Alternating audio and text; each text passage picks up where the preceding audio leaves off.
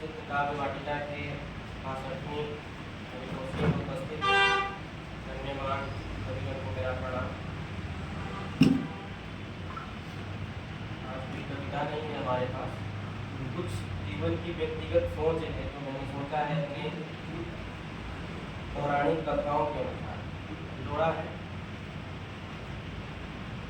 हिंदू पौराणिक कथाओं में समुद्र मंथन की चर्चा हुई है, इसमें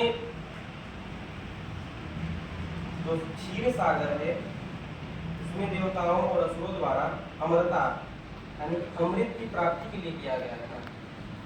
इस विशाल मंथन के लिए मंदराचल पर्वत को मंथन यानी मथनी और नागराज वासुकी को रस्सी बना करके को मथा गया, जिसमें से अमृत से पहले 14 प्रमुख रत्न निकले। इसका हमारे जीवन से इस तरह से जुड़ी हुई चीजें हैं कि अपनी अवस्थाओं के अनुसार जब हम आगे बढ़ते हैं तो इसमें कई बाधाएं आती है या कुछ चीजें दुख वाली होती है या सुख वाली होती है।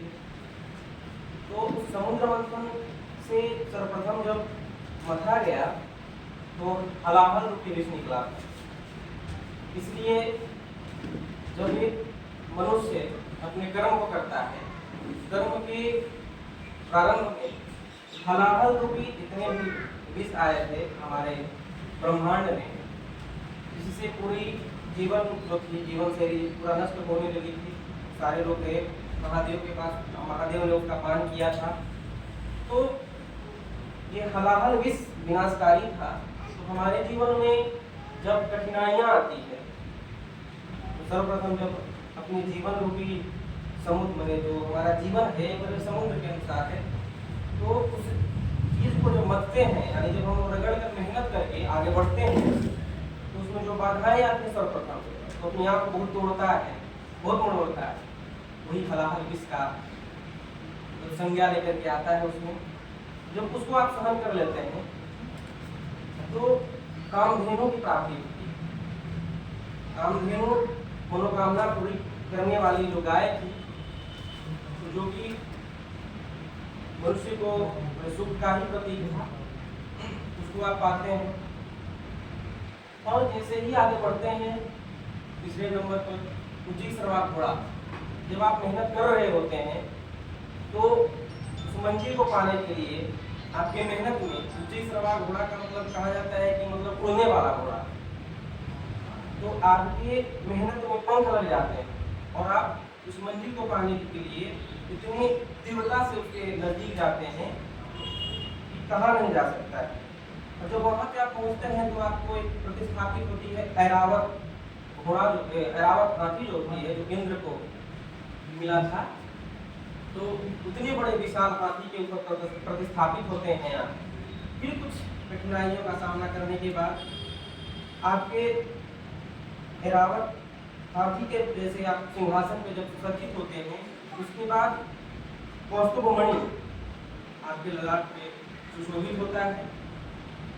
और जैसे जैसे जीवन में आप आगे बढ़ते हैं उसके बाद वो कल्प वृक्ष रूपी मेहनत का फल आपको मिलता है, जो आप कल्पना करते हैं वो होने लगता है। उसके बाद फिर एक बार इतने मतलब इस उम्र में हम लोग हैं जिसे बचने की आवश्यकता होती है। तो हमारे समाज में भी तथाकथित चीजें हो रही है जो कि जिसे बोल सकते हैं आप ब्रह्मा अप्सराओं में से एक होती है। अप्सराएं जब आती हैं आपके आसपास में, इस उम्र में आप आकर्षित होते हैं, उसमें भी आपकी बाधाएं बनती है आगे बढ़ने के लिए। जब इससे आप निकलते हैं तो आपको लक्ष्मी की प्राप्ति होती है, जिसे भगवान विष्णु को लक्ष्मी को उनकी पत्नी प्राप्त होती है। उसके बाद लक्ष्मी रूपी जब धन की प्राप्ति आपको होती है तो आप उसमें मस्त हो जाते हैं। और फिर वारुणी नाम की जो मदिरा, तो उसका भी सामना आपको करना पड़ता है। देखते होंगे कि हमारे समाज में बहुत धनी मनी लोग हैं, धन की मद में इतना चूर हो जाते हैं कि मदिरा का पान करने लगते हैं। तो उसके बाद जब उससे अगर आप आगे निकल जाते हैं तो चंद्रमा आ जाता है कि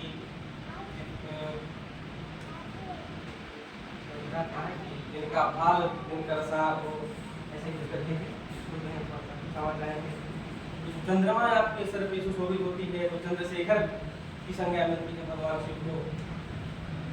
उसके बाद पारिजात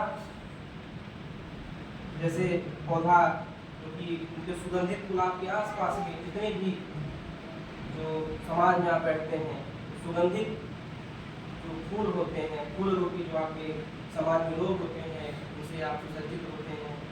उसके बाद आपके नाम का जो है पांचजन्य संघ जो होता है जय जयकार करता है। बाकी लोग रोटी को पूरी को भी अच्छा